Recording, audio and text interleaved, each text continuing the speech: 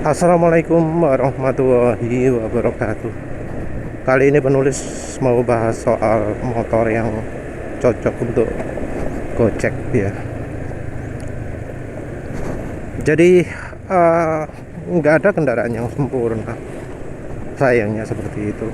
Jadi ono ay kelemahan nih gitu ya. Apalagi sekarang ini makin jarang kendaraan yang bebas masalah.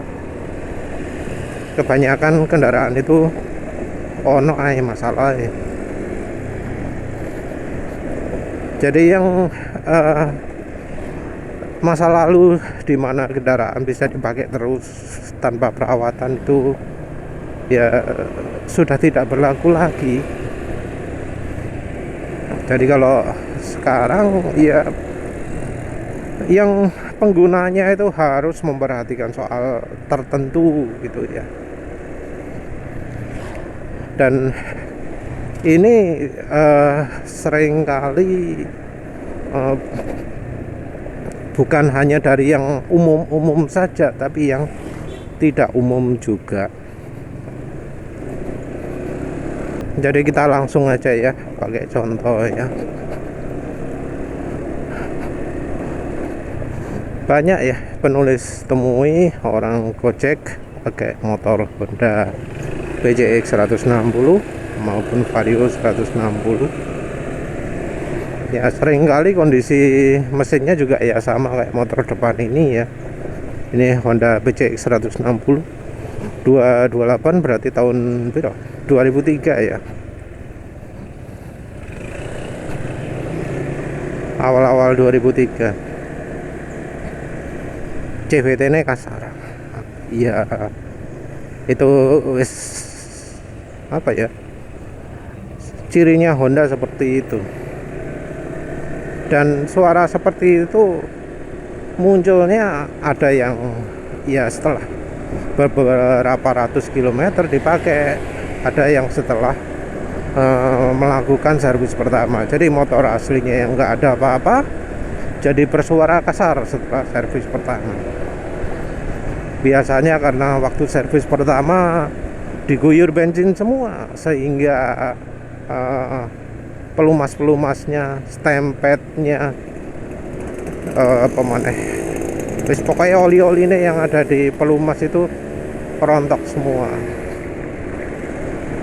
Terus juga ya karena oli mesinnya pakai pakai AHM, sering kena rembes, baik yang di alternatornya maupun yang di sisi sebelah CVT-nya. Jadi beberapa masalah itu timbul karena dari pemakainya menuruti omongannya salesnya ya. Oh, kalau pakai oli yang baik untuk Honda itu yang terbaik adalah AHM SPX. Kalau ingin berhemat AHM MBX. Tapi kalau pakai MPX harus lebih cepat penggantian olinya, 2000 km. Kalau SPX bisa sampai 5000 gitu ya. Ada yang ngomong seperti itu, walau ada juga yang ngomong oli apapun MPX atau SPX 2000 km. Beda-beda, tapi semuanya itu nggak sesuai dengan kenyataan gitu ya. Ya tergantung dari kondisi berkendaranya ya. Kalau di daerah dingin ya boleh pakai gitu, tapi kalau daerah panas kemungkinan nggak bisa nuruti seperti itu, karena olinya bakal jauh lebih cepat rusak, walau pemakaiannya nggak kencang. Jadi umur oli itu sangat bergantung pada pemakaiannya. Kalau sering dipakai ngebut ya cepat rusak olinya. Tapi ada oli yang walau dipakai pelan-pelan juga rusak. Orang kalau ngojek itu harus betul-betul perhatian gitu ya. Memperhatikan kondisi oli, memperhatikan kondisi minyak rem, memperhatikan kondisi kulan ya. Kalau tidak memperhatikan hal itu, malah bisa habis lebih banyak ya. Karena kalau rusak terus dibawa ke dealer bisa jadi habis jutaan, dan itu pun seringkali masalahnya nggak selesai, masih tetap rusak. Dibawa ke dealer Honda yang lain tetap aja rusak setelah habis jutaan, bawa ke dealer lain tetap habis jutaan. Karena kadang masalahnya ya bukan yang umum gitu ya. Misalnya kalau di motor Honda, oh pompanya, ternyata setelah ganti water pump podo ae. Padahal ganti water pump itu biasanya yang lain-lain itu banyak. Nggak cuma water pump tok yang mahal, tapi biaya misalnya untuk ganti olinya, ganti kulannya, ganti bongkar mesin itu mahal. Jadi harus benar-benar perhatian ya, terutama untuk merek Honda. Jadi seringkali ya kalau misalnya untuk Honda ya, yang faktor utama itu kulan cepat habis, dan ini terjadi merata ya. Jadi kalau motor Yamaha mungkin kulan 2 tahun ya segitu-gitu aja, tapi kalau Honda seringkali habis dipakai kencang, habis dipakai seminggu terlihat ada berkurang. Nah itu karakternya motor Honda. Nah kalau sudah begitu ya wajib ditambahi lah. Kalau misalnya nggak kuat beli kulan, pakai Cleo saja ya, jangan pakai yang apa jenenge, cari merek-merek lain, karena bisa jadi resikonya lebih besar. Mungkin penulis rekomendasi Preston ya, Preston botol merah kalau mesinnya sering panas, Preston botol kuning kalau normal. Kalau beli Pertamina gak iso ya, karena Pertamina cuma jual 4 liter ya, gak jual 1 liter. Merek lain yang lebih mahal ada, tapi ya kalau beli mahal kan ya jadi nggak sesuai dengan azas penghematan ya. Kalau air gulanya terus habis juga ya akhirnya akan jadi nggak bagus juga. Beli mahal-mahal tapi tetap harus nambah, lama-lama terlalu banyak biaya itu ya. Untuk oli pun ya mungkin ngomong oh full sintetik bagus, bisa jangka panjang, tapi sekarang ini omong kosong ya, omong kosong. Kalau full sintetik itu bisa untuk jangka panjang, jangan samakan dengan dulu. Kalau dulu full sintetik itu beneran, penulis pernah pakai oli full sintetik yang tahan sampai 10.000 km, beneran itu suaranya halus terus, performa enak terus. Kalau sekarang ya malah seringnya oli full sintetik itu kualitasnya ada di bawahnya mineral. Dan ini adalah berdasarkan pemakaian, berdasarkan di apa jenenge dipakai di motor. Kan klaim oli itu adalah membuat mesin performanya tetap prima, suara mesin tetap halus, licin, nggak ada getaran gitu kan ya. Nah itu tidak penulis rasakan dari kebanyakan oli full sintetik. Kebanyakan oli full sintetik itu lebih buruk daripada mineral ya. Yang mineral pun ya nggak semua mineral itu bagus, kualitasnya juga beda-beda ya. Jadi sama-sama mineral ada yang bagus, ada yang enggak. Sama-sama full sintetik juga ada yang bagus, ada yang enggak. Full sintetik yang lebih bagus dari mineral sekarang ini, wah, dari 100 oli cuma 1-2 ya. Maksudnya 100 oli ya dari 100 oli yang penulis coba, oli yang semi sintetik, full sintetik yang lebih bagus dari mineral itu sedikit sekali. Kalau Gojek nggak boleh ya pakai aturan kilometer. Jadi nggak boleh pakai aturan harian, bulanan, jam-jaman. Misalnya oh di kendaraan ini bisa pakai sekitar misalnya 100 jam gitu ya, nggak bisa pakai satuan jam, nggak bisa pakai satuan kilometer. Oh saya sudah pakai sekian kilometer maka harus ganti di sekian ini gitu ya, nggak bisa pakai satuan kilometer. kita harus benar-benar memperhatikan kemampuan dari olinya ya. Jadi kan oli itu klaimnya adalah suara mesin halus, performa oke, irit. Nah itu yang kita pakai sebagai acuan. Kalau ternyata suara mesin kasar, ya kita harus ganti. Ya tentu kita juga harus tahu suara kasar itu sumbernya dari mana, karena ada beberapa motor yang ya wis kadung salah penanganan ya. Jadi setelah beberapa ratus kilometer suara mesin kasar, ternyata sumbernya dari CVT. Setelah di servis pertama suaranya kasar, ternyata dari CVT, dari gear gitu ya. Nah kalau sudah salah seperti itu kan ya wis lah ya. Kita harus bisa membedakan suara kasarnya CVT dengan suara kasarnya mesin, wajib gitu.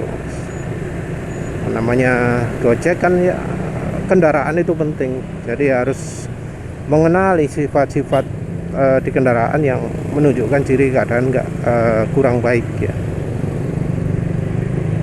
Jadi kalau penulis ada batasan yang beda sendiri, yaitu RPM mesin cepat turun. Jadi penulis nilainya dari RPM mesin. Jadi kalau oli itu sifatnya sudah nggak licin, dia bakal seperti ngerem gitu. Jadi setelah dilepas gas, RPM mesin akan cepat turun. Nah itu yang penulis pakai sebagai patokan kalau untuk ganti oli sekarang. Cuma kalau penulis eman-eman ya suara mesin kasar langsung penulis ganti.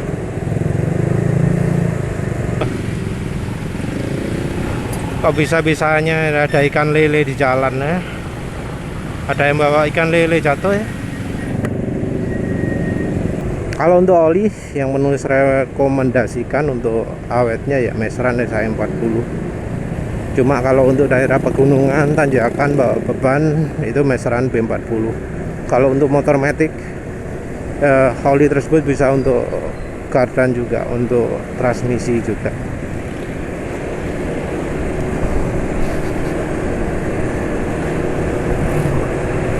Terus yang berikutnya biasanya sering rusak itu ya bulan sudah ya tadi ya. Kalau bulan yang penting monitor terus, luangkan waktu untuk monitor. Jadi setiap pagi mau berangkat cek semua kondisi. Berikutnya minyak rem.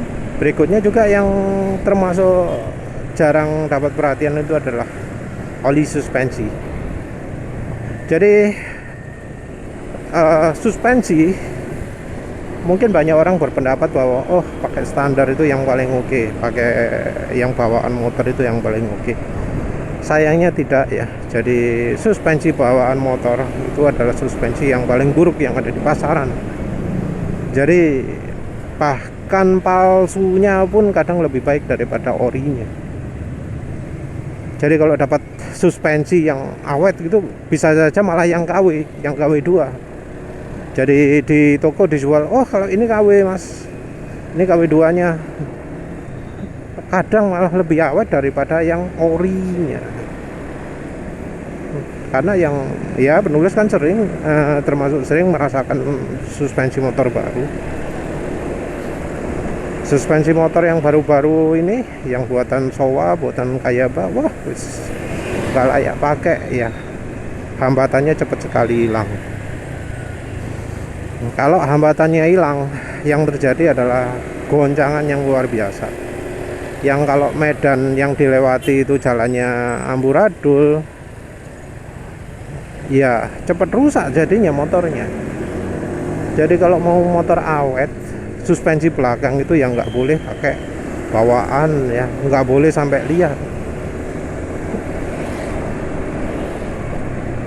Mungkin memang plat nomor masangnya nggak kena gitu, jadi bunyi ter gitu ya.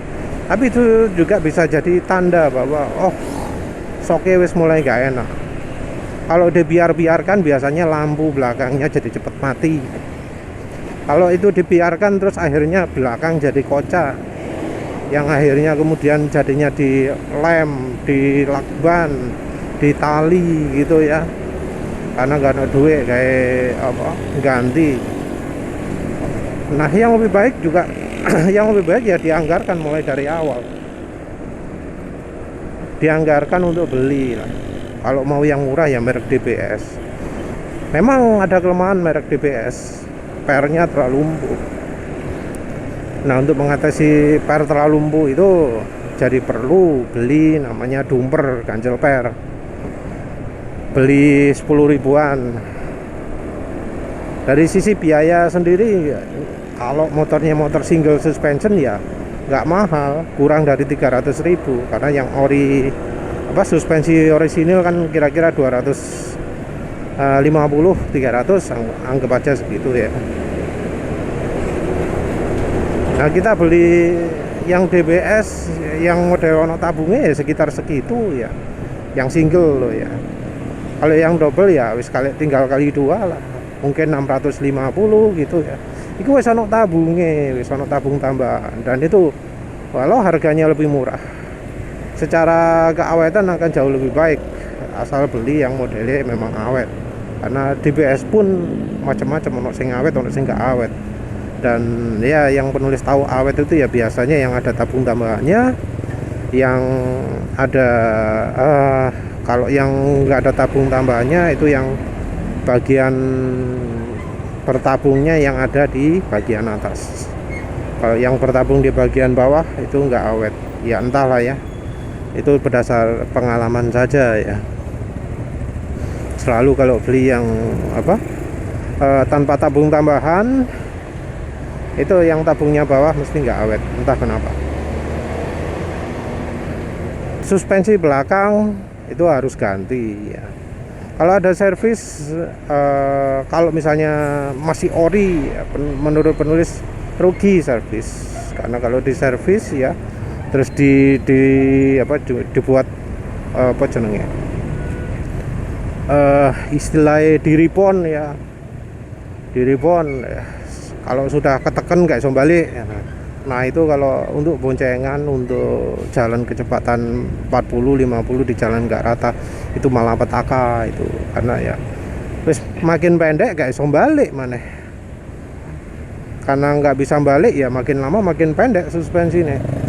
Kalau makin pendek ya akhirnya apa, mentok. Kalau sudah mentok ya sangat nggak nyaman, ya akhirnya seperti tanpa suspensi. Jadi jangan diserviskan kalau masih ori, atau kalau misalnya ori gitu ya, dibuat sedemikian rupa sehingga hambatan ketika ditekan dan ditarik itu sama. Jangan sampai nggak imbang, jangan sampai ketika ditarik berat ditekan ringan. Nah itu nggak cocok kalau untuk boncengan bawa beban jalan nggak rata.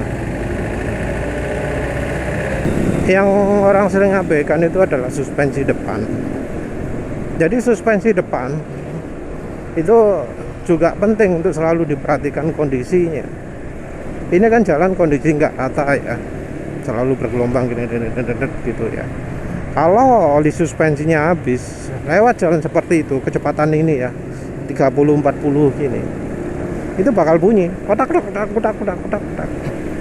Nah kalau sudah seperti itu, artinya suspensi depan itu perlu ganti oli, karena biasanya itu adalah ciri ketika hambatan suspensi depan sudah nggak ada. Hambatan nggak ada karena oli suspensi depan sudah terlalu encer, atau rusak, atau menguap, dan lain-lain. Jadi walau nggak ada tanda bocor, kita tetap harus ganti oli suspensi ya, walau nggak ada tanda bocor, tanda apa, karena yang kita perhatikan adalah fungsinya. Ketika suspensi lewat jalan nggak rata terus bunyi klotak-klotak, itu wis ciri suspensinya harus ganti oli. Kalau nggak diganti olinya, yang kena komstir. Nah komstir itu juga biaya lagi, mungkin minim 150.000 atau 100.000 kali ya, penulis nggak tahu, 150 mungkin atau 200. Nah, kan jadi pengeluaran. Padahal kalau ganti oli suspensi, penulis itu kena biaya 30.000 untuk NMAX ini, dan itu pun sudah terlalu mahal ya. 30.000 biayanya tok ya, itu sudah terlalu mahal, karena ya kalau untuk NMAX ini nggak perlu bongkar bodi. Harusnya mungkin cuma biaya 20.000 atau bahkan 10.000. Atau kalau punya alatnya ya gratis, alatnya cuma butuh penguncinya itu aja. Harga oli suspensinya juga murah, cuma 10.000. Tapi ya walau sama-sama 10.000, kualitas itu bisa jauh beda. Jadi penulis pernah pakai merek Global Petro Amerika, itu wah wis amit-amit ya, yang merek Global Petro Amerika itu hanya dalam waktu 1 minggu atau sekitar mungkin piro ya, ya wis anggap aja 600-500 km gitu ya, sudah mulai nggak ada hambatan. Sementara itu merek Jumbo ya sampai ribuan kilometer, hampir puluhan ribu itu sudah masih oke ya. Jadi walau sama-sama murah, kualitas bisa beda. Dan untuk merek-merek murah, yang Jumbo, yang buatan Varia Tradingco itu menurut penulis yang masih itu lumayan layak pakai. Kalau ada yang dari Eni ya Eni lah. Yang jelas penulis taunya Global Petro Amerika itu nggak bagus. Banyak yang di bengkel pinggir jalan yang pakai Global Petro Amerika. Kalau merek pabrikan yang jelas merek AHM itu buruk sekali.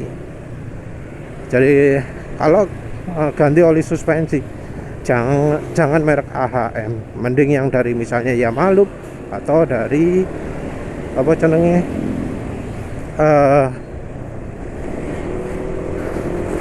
Suzuki boleh lah, tapi ya Suzuki ya jarang juga. Jadi daripada sering ganti komster ya, yang ya biaya mahal, mending ya ganti oli suspensi. Kayak motor penulis ini ya sudah hampir 50.000 km, tapi ya masih nggak butuh ganti komster lah. Paling nggak komster masih cukup oke, walau wis sudah punya ciri wis ono masalah. Yang berikutnya perlu diperhatikan ya adalah ban ya. Nah, ban ini ada masukan dari pemirsa ya, bahwa sekarang memang rada repot kalau ban, terutama untuk yang 90 R14 atau R piro 16 R17 yang untuk motor bebek dan motor matic ya. Kalau motor matic maxi ban itu masih kuat ya. Kalau pingin yang awet ya seperti punya penulis Aspira Premium ya, tapi maxi. Sayangnya yang sama, merek yang sama Aspira Premium ini, untuk yang tipe 90 itu gembuk ya, cepat rusak. Apalagi ketika dari ridernya memilih tekanan angin dikurangi lah biar rada empuk. Nah itu wis malapetaka. Rada empuk sendiri juga seringnya karena suspensi belakangnya sudah rusak terus, tapi tetap dipaksakan dipakai. Itu nggak enak ya. Mending ban setelan keras suspensi oke daripada ban setelan empuk suspensi nggak oke. Karena saat suspensi nggak oke itu tetap merusak, karena gelombang perubahan permukaan jalan itu nggak diredam ya sama suspensi, liar, cepet rusak motornya, dipakai juga nggak enak, akhirnya nanti merambat kemana-mana, bodinya rusak, lampunya rusak, akhirnya terus bisa patah itunya, dudukan mounting suspensinya dan seterusnya.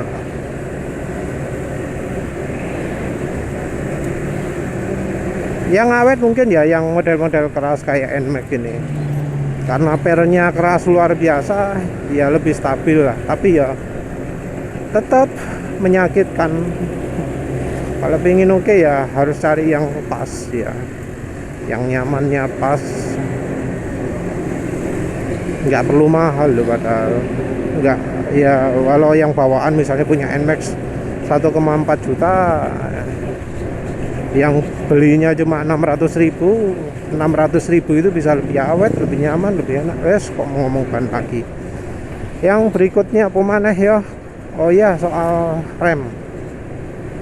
Nah, soal rem ini seringkali problemnya adalah kampas rem. Kampas rem ini ya, orang kadang ngejar yang orisinil gitu ya, tapi kadang yang aftermarket itu lebih baik walau harga lebih murah. Contohnya orang mungkin ada yang ngomong merek Indo-Parts ya, itu lumayan ya, penulis pakai Indo-Parts sekarang, penilaiannya ya masih layak pakai lah, tapi bukan hal yang disukai. Yang paling penulis suka itu merek Federal. Merek Federal ada yang untuk NMAX juga paling mantep. Kayak rem depan sekarang pakai Federal, wah wis enak ya, menggigit. Dari pemakaian di saat udah hujan-hujan, saat panas-panas, saat dingin-dingin, secara keseluruhan lebih puas pakai merek Federal ya. Walau tentu kalau untuk yang di pegunungan ada yang ngomong, wah gak nyakat mas rime mas. Ya memang harus agak gantung rime ya, biar kampas remnya selalu panas. Tapi dibanding yang merek lain, wah beda jauh lah. Cakram juga irit ya. Ada juga yang rekomendasi merek Aspira. Ya, nanti kalau ada merek Aspira untuk NMAX ya penulis coba juga. Tapi yang jelas ya, kampas rem itu pemilihannya penting ya. Yang orisinil itu malah seringnya yang buruk. Orisinilnya NMAX kalah dengan Federal, orisinilnya Honda Beat itu kalah dengan Federal. Entah mengapa Federal itu buat kampas rem sip. Ini tentu beda kalau yang tromol ya. Kalau yang tromol kadang yang ori itu pun sudah oke. Terus apa mana yang perlu diperhatikan untuk soal bensin? Nah ini ya, kalau memang nggak ada niatan untuk beli bensin Pertamax, ya kalau beli motor ya jangan yang butuh harus Pertamax lah ya. Jadi amannya kayak gitu ya. Mungkin ada cara untuk bikin kendaraannya lebih aman, pakai pro kapasitor, pakai jam monitor, pakai silek, pakai aditif. Tapi ya yang paling bener itu kalau beli motor itu pertimbangkan mau beli Pertalite terus apa Pertamax. Kalau bensinnya Pertalite ya jangan beli motor yang butuh kompresi tinggi. Itu prinsip utama nih wes mesti ini.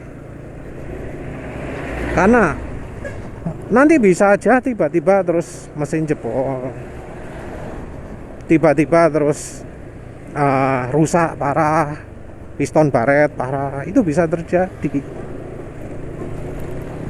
Jadi wes itulah prinsipnya ya. Ya wes itu saja. Terima kasih udah menonton. Assalamualaikum warahmatullahi wabarakatuh.